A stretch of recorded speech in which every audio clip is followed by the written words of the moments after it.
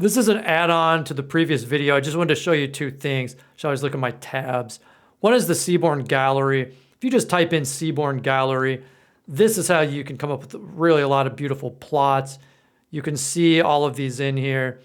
Now, I can tell you from experience that just because it looks cool on here doesn't mean it's going to look cool with your data. And so sometimes it'll work out, at least half of the time it won't. Okay, not in the way they look here. But you can see, oh, look, a joint plot will give you the added information of a histogram. You know, you might wonder, oh, how can I get like what's a swarm plot? I think this looks cool, a joint grid.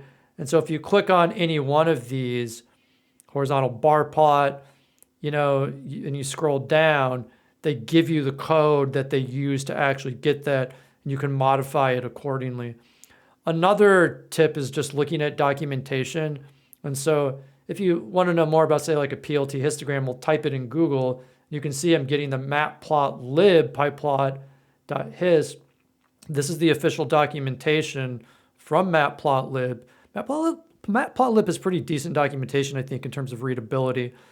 And you can see you'll get like extra information here, including a critical one that I use with students a lot, which is log histograms. This is when your data is skewed and it all shows like one big bar.